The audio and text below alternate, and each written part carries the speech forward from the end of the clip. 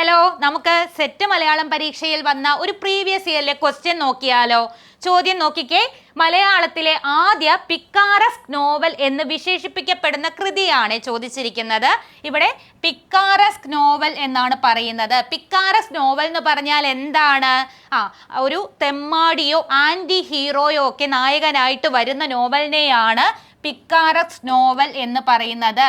Anti hero നായകനായിട്ട് വരുന്ന, അല്ലെ, ആന്റി ഹീറോ ആയിട്ട് വരുന്നതിനെയാണ് പിക്കാറസ്ക് നോവൽ എന്ന് പറയുന്നത്. ലോക പ്രശസ്തമായിട്ടുള്ള ഡോൺ കിക്സോട്ട് എന്നുള്ള നോവലൊക്കെ പിക്കാറസ്ക് നോവലിന് ഉദാഹരണമാണ്.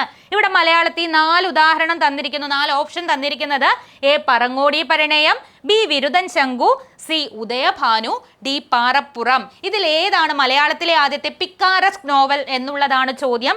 നമുക്കറിയാം പറങ്ങോടി പരിണയത്തിന് ഒരു പ്രത്യേകതയുണ്ട്. എന്താണ്? മലയാളത്തിലെ ആദ്യത്തെ ആക്ഷേപഹാസ്യ നോവലാണ് പറങ്ങോടി പരിണയം. അതുപോലെ തന്നെ ഉദയഭാനു, പാറപ്പുറം എന്നീ നോവലുകൾ എന്താണ്? നാരായണ ഗുരുക്കൾ എഴുതിയ രാഷ്ട്രീയ നോവലാണ്. ഇതിൽ പാറപ്പുറം എന്നുള്ളതാണ് മലയാളത്തിലെ ആദ്യത്തെ രാഷ്ട്രീയ നോവൽ എന്നറിയപ്പെടുന്നത്. അപ്പൊ ഇവിടെ ശരിയായ ഉത്തരം വരുന്നത് എന്താണ്? വിരുദൻ ശങ്കു എന്നുള്ള ബി ഓപ്ഷൻ ആണ്. മലയാളത്തിലെ ആദ്യത്തെ പിക്കാറസ്ക് നോവൽ എന്നറിയപ്പെടുന്നത് ഏതാണ്?